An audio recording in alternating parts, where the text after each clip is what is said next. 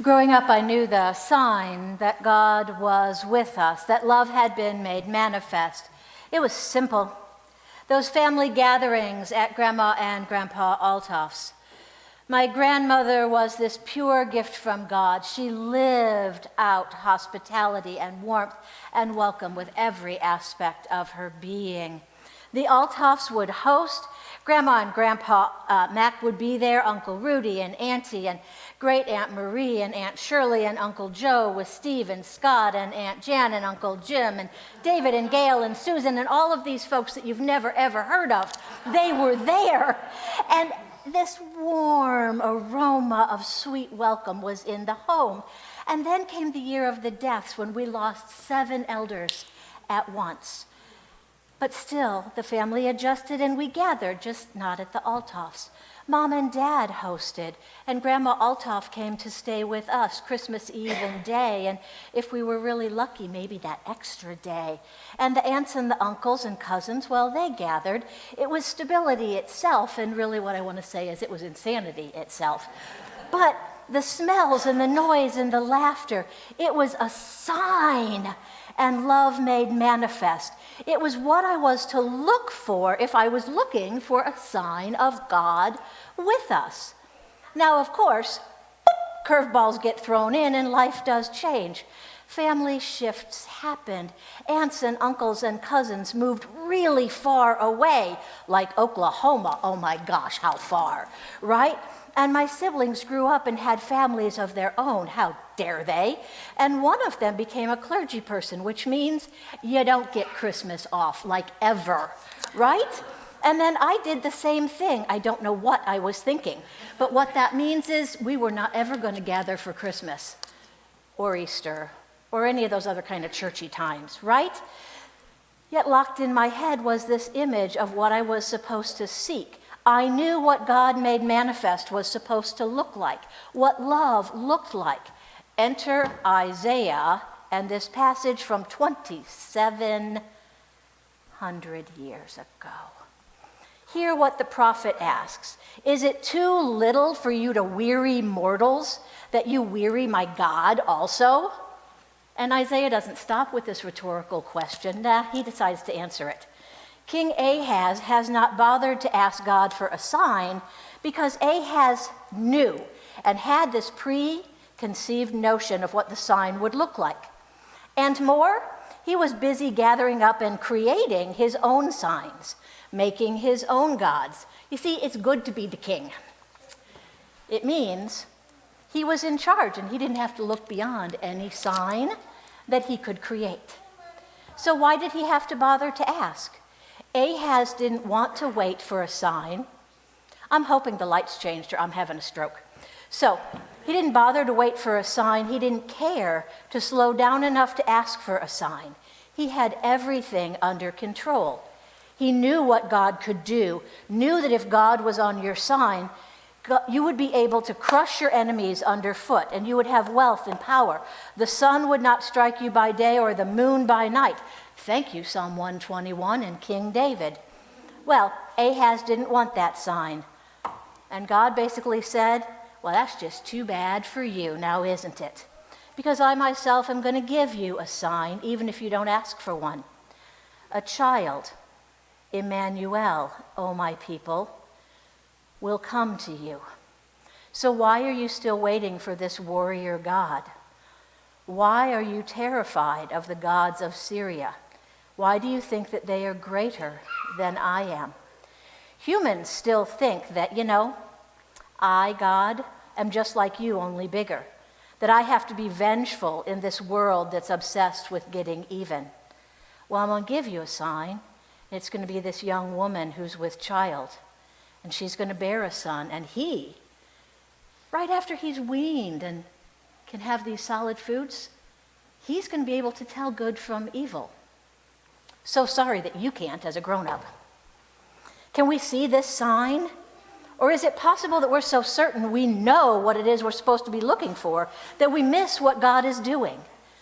You see, unlike Ahaz, perhaps we're looking for signs. Yet, like Ahaz, I wonder if our sights are so set off plumb if we're seeking those warrior gods and those objects of power, that gargantuan and grandiose thing that we have known of old, and that perhaps we've placed these godlike frameworks, that we actually miss God, Emmanuel, God with us.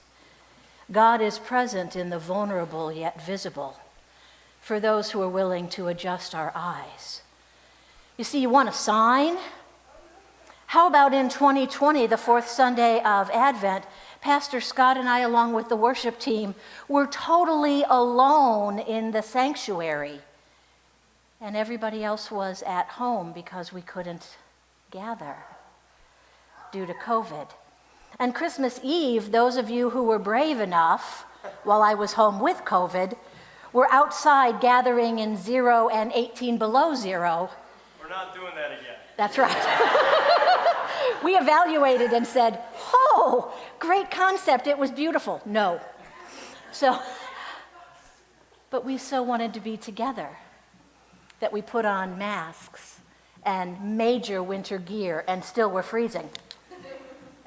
But in 2021, the few and the brave gathered fully masked and behind plexiglass. And now it's the fourth Sunday of Advent 2022, and look around. You want a sign? For those looking for love made manifest and God bidden or unbidden. Now, for those who are more than a little bit geeky, you want a sign? Seriously, I couldn't make that up if I tried.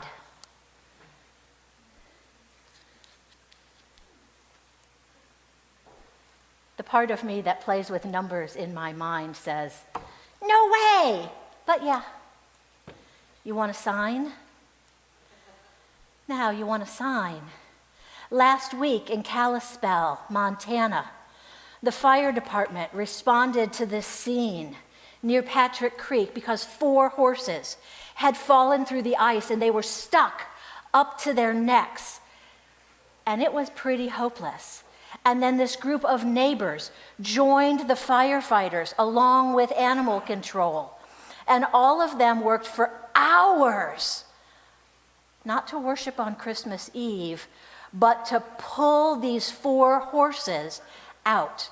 And they tried makeshift pontoons and pallets trying to make ramps until they had some other horsepower in the form of a tractor and this really long rope and the horse vests and harnesses and these rescuers getting in and protecting the legs of the horses. And one by one, they rescued all 4 horses with saved legs and got them to the veterinary clinic. And yeah, it took all day. But you want a sign of humans coming together and working for the good? Now you want a sign of God with us again on the geeky scale? It's basic Fibonacci stuff that I think we probably all know. That Fibonacci set of numbers 0, 1, 1, 2, 3, 5, 8, 13, 21, 34, 55, right? So it's just numbers, or the golden ratio. And some of us choose it for our wedding dates because we can remember it, but really nothing else. So this set of numbers is how we see succulents and dahlias. It's seen to us, made visible. Keep going, Bill. It is in roses. It is in butterflies, monarchs. It is seen in sunflowers. It's seen in spider webs. And it is seen, you're not going to see a picture of a snail, but trust me, it's seen in nature. This set of numbers, pine cones as they unfold. We can understand nature unfolding. You want a sign? Just open your eyes and look. It's right there in the vulnerable and visible for all to see. Now, as for me, as holidays come around, Now, my biological family will check in by phone, as we do and as we have every day since the pandemic began. But I was clear that I was seeking this certain way about a sign and how love was made manifest, until, of course, I had to adjust my vision. And I realized that God is always doing a new thing. God's going to send the sign that God is going to send, not the sign that I'm going to demand or want. I have to be ready to see it. So this Thanksgiving, for example, I gathered at this table with my spouse and these two amazing friends and this one 5-year-old boy who is spectacular and wonderful. Now, one of these friends, Susan, is this woman 2 decades older than us, and she's someone who has experienced more than her fair share of pain and loss. Not just one, but 2 fiancés died in tragic circumstances, and most recently, the mother that she loved and dedicated her retirement to caring for passed away in the COVID lockdown. And the other is this single woman who is younger than me, but who's in the process of adopting this child she's been fostering since he came home from the hospital at birth. And for 5 years, she's been cutting through these mountains of red tape. And she's worked with doctors and specialists and fought with every fiber of her being to get where she is now. So close to becoming this legally recognized mom and family.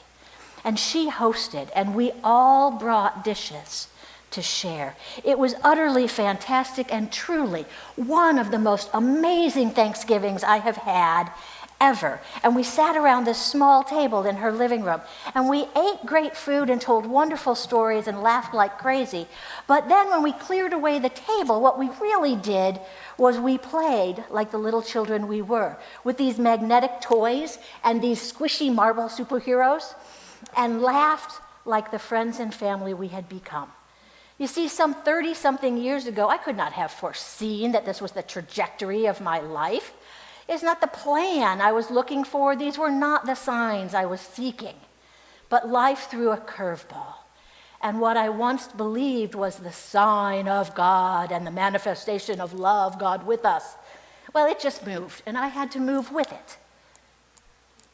Now, with certainty, I understand how God was present when I was a child. And so, too, I've come to see the signs of God in the smallest aspects of nature and the weird ways that numbers can do these amazing things, and how the human body can just be this sign of God with us. And I've seen how towns can come together to save horses, and how churches come together to sing carols to shut-ins, and how that really is. And I've seen signs of God with us, because I saw Crinny hold Charlie, and I saw John hold Samantha. You see, you want a sign? Signs are everywhere. You just have to be open. Open to what was, but also open to what is, and the unfolding right before your eyes. Just open your eyes and look. Signs are everywhere.